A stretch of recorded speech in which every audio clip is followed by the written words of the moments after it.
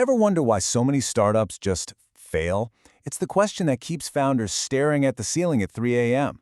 Well, today we're going to break down Paul Graham's classic essay to uncover the 18 mistakes that are absolute startup killers. Let's dive in. And look, we're kicking things off with the one single most important truth. According to Graham, pretty much every single startup failure, when you really dig into it, traces back to this one fundamental error. If you can make something people actually want, you're probably going to be okay. But if you get this wrong, well, nothing else you do is going to matter. So, to help you follow along, we've organized all 18 mistakes into a simple roadmap. We're going to look at the idea itself, then the team you build around it, how you execute your plan, and finally, we'll reveal the one thing that is by far the biggest killer of them all. All right, first up, Danger Zone 1, the idea. You know, everything starts here. A startup literally lives or dies by its founding concept, so let's look at the two biggest idea killers right out of the gate. So here's the first trap. Picking some tiny, obscure niche. A lot of founders do this thinking, hey, no competition. But Graham has this great analogy. He says it's like an 8-year-old who's afraid of the ball. See, the only way to totally avoid competition is to avoid good ideas. Your goal shouldn't be to hide. It should be to create something so valuable that people will choose you, even with other options out there.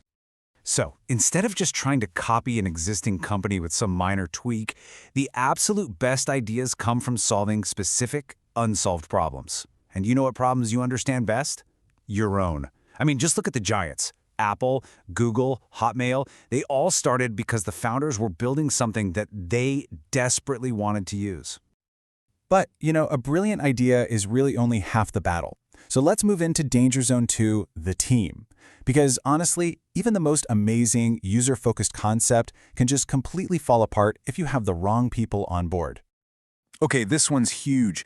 Being a single founder is a massive red flag. For one thing, it's kind of like a vote of no confidence. It suggests you couldn't even convince your closest friends to join you. But more importantly, startups are just brutally hard. You need co-founders to bounce ideas off of, to tell you when you're wrong, and for that crucial esprit de corps that gets you through the really, really low points. And trust me, there will be low points.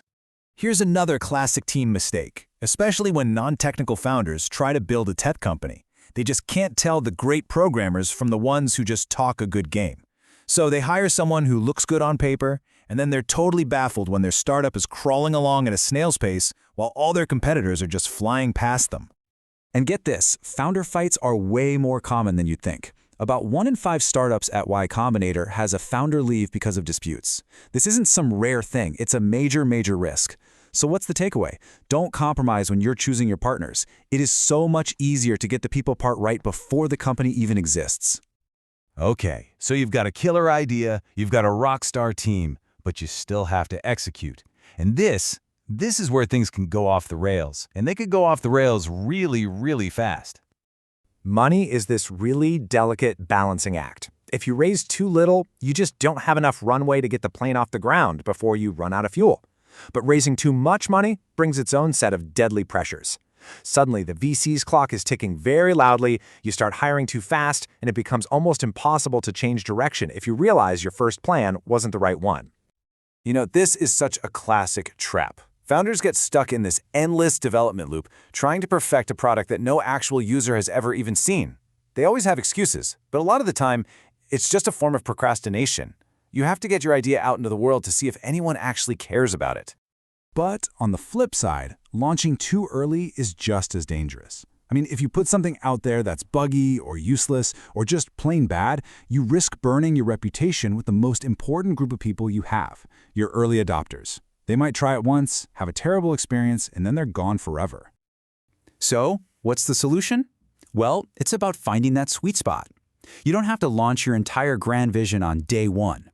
Just identify a core piece of your product that's useful all by itself and that you can build on later.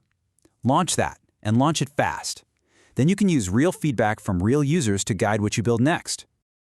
So, you've managed to avoid all those traps. You've got a good idea, the right team, you're executing well. But there is still one more mistake.